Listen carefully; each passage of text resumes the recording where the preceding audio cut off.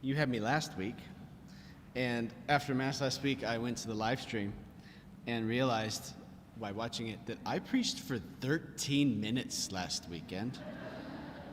And I'm impressed with you because none of you gave me the Catholic salute, you know. Nobody did that. I'm very impressed. Today, Jesus gives us this parable, and he talks about the rich man and Lazarus in this place of the afterlife. This is not heaven and hell. I remember there was no heaven until Jesus opened heaven through his death on the cross. And so this idea that Jesus is kind of giving in this parable very much resonates with a Jewish understanding at the time of the afterlife, which would be called Sheol, S-H-E-O-L, Sheol. And the idea is that everyone who dies goes to Sheol, and there's the place that's for those who have followed the Lord's commands. And it's a place of relative comfort and peace. It may not be like paradise, the way that we think of heaven, but it's not terrible. And then there's the other part of Sheol, which is for those who knowingly rejected and disobeyed the things that they were supposed to do. They didn't treat other humans the way they should, for example, which is the story that Jesus tells. The rich man lived a very comfortable life. Lazarus lived a very uncomfortable and poor life. And Lazarus slept on the doorway of the rich man, who apparently ignored him always. And it's for the way that he treated Lazarus that it seems that the rich man is in this place of torment, you could say. And so in the parable, the rich man asks if maybe he could get some comfort. The answer is no. He got comfort in his lifetime. He doesn't get comfort where he is now. And he then asks, well, could at least somebody go and tell my relatives, like warn them about this place?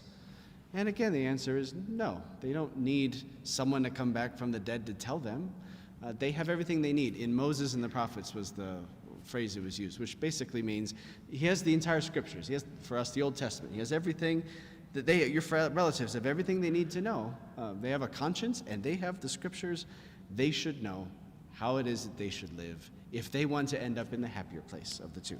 Now, of course, with Jesus' death on the cross, heaven is opened up for us. And so as I look at this gospel, it actually brings up for me 2 points that I think about with regards to our own reality of heaven or hell. First is that we have a choice. Okay, the rich man and Lazarus, they both had choices.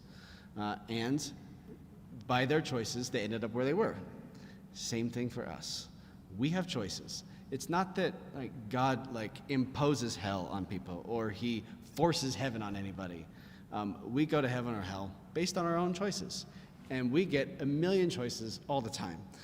We can choose God's will or not God's will. We can choose to treat other people well or not treat other people well.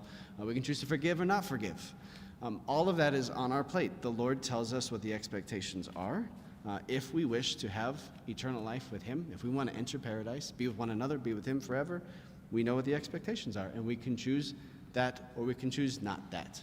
So every time we choose a good act, then we're choosing the Lord. Every time we choose a bad act, we choose a sin, we're choosing not the Lord, which means that in that moment, at least, we've chosen hell. We did not choose God in that moment. And if we die in a state in which I'm not repentant of the times that I did not choose God, well, then we've made our choice. And so maybe that's kind of the scary part of this gospel. We have our choices, and we can, by our own choices, find ourselves in the place we don't want to be. And maybe that's what leads me to the other piece, the other thing that stands out for me in this, is that there's an urgency in us making the right choice right now. Yes, the Lord gives us 86,400 seconds every day to make the right choice, to choose him.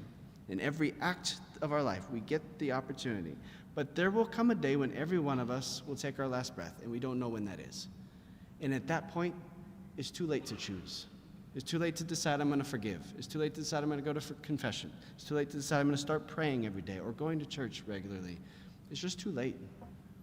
And so in that gospel, Jesus is challenging us to love our neighbors well. But throughout the scriptures, throughout the gospels, we're being challenged to live out all of God's commands. Yes, love our neighbors well, care for the poor. But also, stop using the Lord's name in vain. Stop telling lies. Don't look at your neighbor with lust. Remember to forgive. All of those things. We're called to hold all of the commandments And we don't want to find ourselves at the point in which it's too late to make the right choice. And so today, we just pray for the grace in every moment to choose God.